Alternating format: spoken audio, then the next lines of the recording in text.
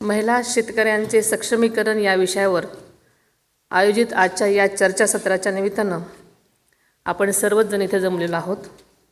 या कार्यक्रमासाठी उपस्थित असलेले आपल्या राज्याचे लोकप्रिय मुख्यमंत्री आदरणीय देवेंद्रजी फडणवीस साहेब, विधान परिषदेचे सभापती सन्माननीय राम शिंदे साहेब, विधानसभा अध्यक्ष सन्माननीय ॲडव्होकेट राहुल नार्वेकर साहेब, उपमुख्यमंत्री सन्माननीय एकनाथजी शिंदे साहेब, विधान परिषदेच्या उपसभापती सन्माननीय नीलमताई गोरे, विधिमंडळातील माझे सहकारी श्रीमती पंकजाताई मुंडे, श्री दत्तामामा भरणे, आदित्यताई तटकरे, ॲडव्होकेट आशिष जयस्वाल, तसेच विधिमंडळातील माझ्या सहकारी मोनिकाताई राजळे, मंजुळाताई गावित, डॉक्टर ज्योत्सनाताई गायकवाड,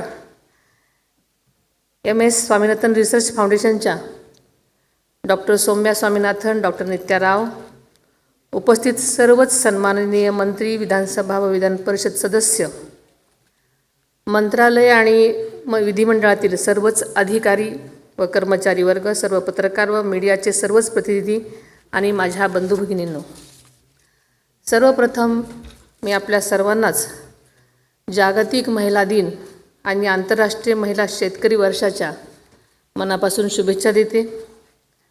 आजचा दिवस या मातीत श्रम करणाऱ्या, स्वप्ने पेरणाऱ्या महिला शेतकऱ्यांचा सन्मान दिवस आहे। आज आपण आंतरराष्ट्रीय महिला शेतकरी वर्ष 2026 या ऐतिहासिक संकल्पनेचा गौरव करत आहोत। महाराष्ट्र राज्य विधिमंडळाच्या या पवित्र सभागृहात कृषी क्षेत्रात उल्लेखनीय काम करणाऱ्या महिला शेतकरी आणि महिला अधिकाऱ्यांचा सत्कार होत झालेला आहे। ही अत्यंत अभिमानाची आणि कौतुकास्पद गोष्ट आहे। मी ज्यांचा सत्कार झालेला आहे त्यांचं मनापासून अभिनंदन करते, कौतुक करते। महाराष्ट्र नेहमीच देशाला प्रगतीचा मार्ग दाखवणारं राज्य राहिलेलं आहे। महिला सशक्तीकरणाच्या बाबतीत महाराष्ट्र नेहमीच अग्रगणी राहिलेला आहे। कृषी विद्यापीठांमध्ये शिक्षण घेणाऱ्या 31,000 विद्यार्थ्यांपैकी 13,000 म्हणजे जवळजवळ 800 म्हणजे सुमारे 45% मुली आहेत। राज्यात 35 लाख महिला शेतकरी खातेदार आहेत। ही आकडेवारी केवळ संख्याकी नसून राज्यातील शेती आता खऱ्या अर्थानं महिलांच्या नेतृत्वाखाली नवीन पर्व लिहित आहे असं म्हणायला काही हरकत नाही।